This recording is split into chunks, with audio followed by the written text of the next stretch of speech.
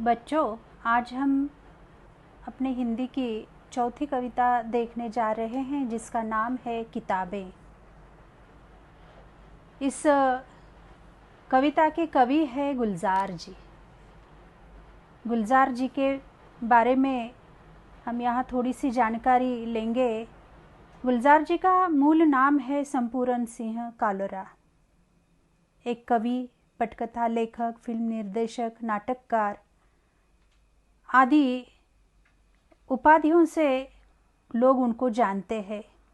साथ में हिंदी फिल्मों के लिए काफ़ी सारे गीत भी उन्होंने लिखे हैं और इस कारण गीतकार के रूप में भी उनको काफ़ी अच्छी तरह से लोग जानते हैं।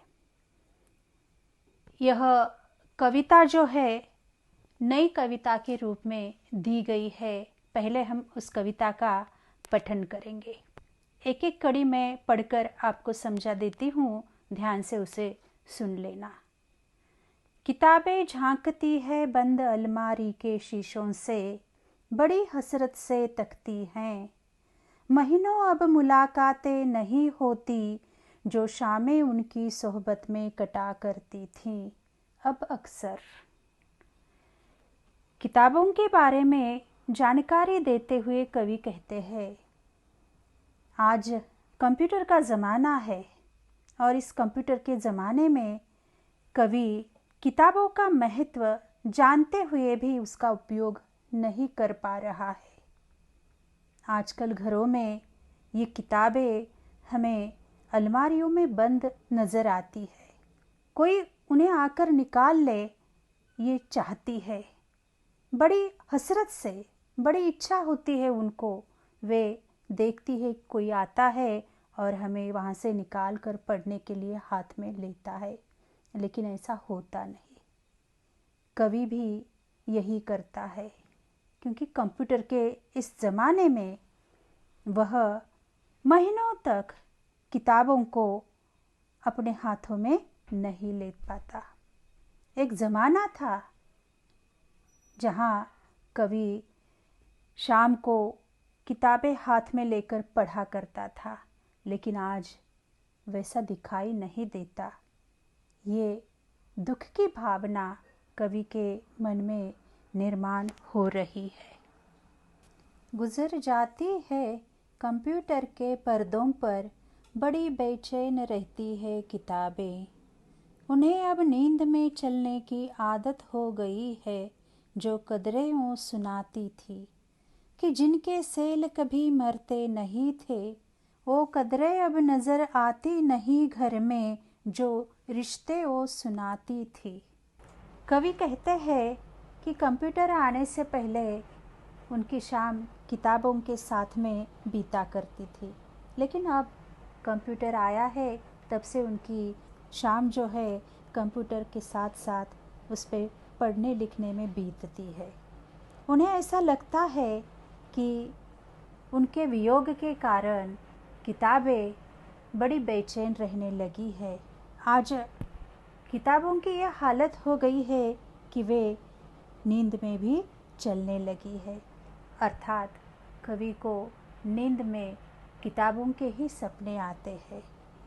आज हम देखते हैं किताबों के द्वारा मिलने वाले जो मूल्य है, जो हर घर में पाए जाते हैं, किताबों का वहाँ न रहना या होकर भी न रहना, जिसके कारण ये मूल्य घरों में नज़र नहीं आते। कवि उन मानवीय मूल्यों की बात यहाँ हमसे करना चाहता है।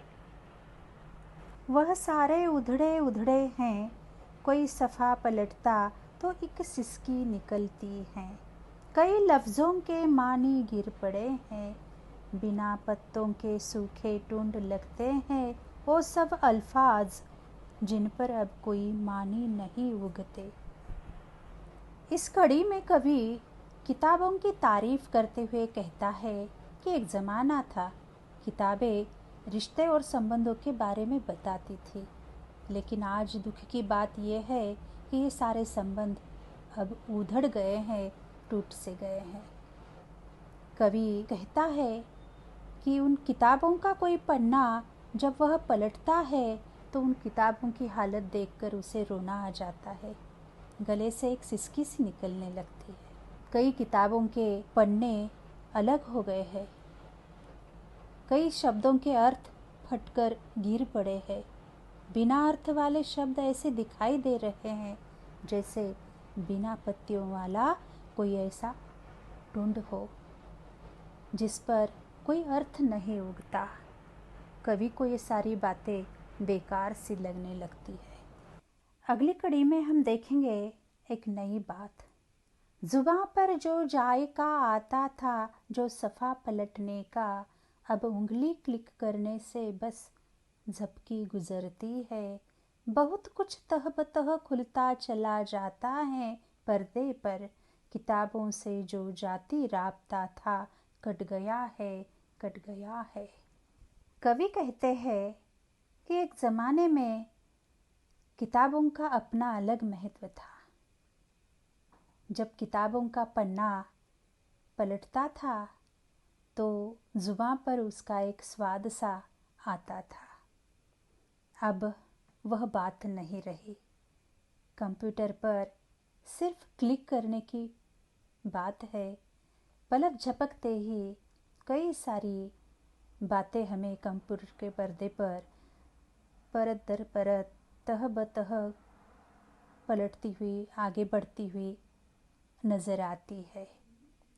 इस कारण किताबों से जो हमारा निजी संबंध था, जो साथ था, वह इस कंप्यूटर के कारण अब कट सा गया है, थम सा गया है।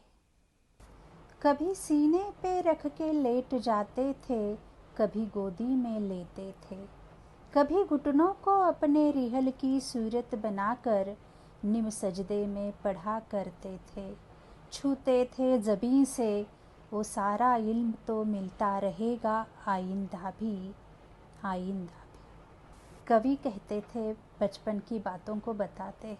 एक ज़माने में किताबों को कवि अपने सीने पर रख कर लेट जाता था। कभी उसे गोदी में रख लेता था तो कभी अपने घुटनों को रिहल की तरह बनाकर उस पर वह लेकर पढ़ता था। कभी अधलेटा होकर वह किताब पढ़ता था, कभी अपने माथे से किताबों को लगा देता था। आज किताबों से मिलने वाला ज्ञान पहले भी मिलता था, आज भी मिलता है और आने वाले समय में भी मिलता रहेगा। किताबों का अपना महत्व आज के कंप्यूटर के ज़माने में भी उतना ही रहेगा जितना पहले था। मगर वो जो किताबों में मिला करते थे सूखे फूल और महके हुए रुक्के, किताबें गिरने उठाने के बहाने रिश्ते बनते थे, उनका क्या होगा? वो शायद अब नहीं होंगे, वो शायद अब नहीं होंगे। कवि कहते हैं, किताबों के साथ कुछ रोचक बातें भी जुड़ी होती थी जो आज कंप्यूटर के ज़माने में नज़र नहीं आती। किताबों में कभी कभी किसी के लिए फूल या संदेश पत्र रख दिए जाते थे, जिन्हें लोग सूख जाने पर भी संभाल कर रखते थे। किताबें गिरने और उठाने के बहाने पर कुछ लोगों के जिंदगी भर के संबंध बन जाते थे। किताबों का उपयोग नहीं होगा तो ऐसे संबंध या कैसे बनेंगे, यह सवाल कवि के मन में खड़ा होता है। और इस प्रकार कवि किताबों का महत्व हमें इस कविता के ज़रिए समझाना चाहता है। बच्चों, अब हम देखेंगे कविता में आए कुछ कठिन शब्द जो यहाँ फलक पर लिखकर दिए हैं। इस पाठ में आए कठिन शब्द परीक्षा में हमें पूछे जाते हैं पर्यायवाची शब्द के रूप में, जिन्हें हम कहते हैं समानार्थी शब्द। ये शब्द यहाँ फलक पर लिखे हुए छात्रों, आपको ठीक से ये लिख लेना है। जैसे झांकना है, छिपकर देखना, शीशा यानी कांच, हसरत यानी कामना या इच्छा, मुलाकात यानी मिलना, सोहबत साथ या संगत, कदरें यानी मूल्य, उधड़ना यानी सिलाई टूटना, सफ़ा यानी पन्ना, लफ्ज यानी शब्द, टुंड यानी नुकीला भाग, अल्फाज यानी शब्द, जायका यानी स्वाद, जाति यानी निजी, राबता यानी संपर्क, जबीन यानी माथा, इल्म यानी ज्ञान, आइंदा यानी आगे भी, रुके यानी संदेश।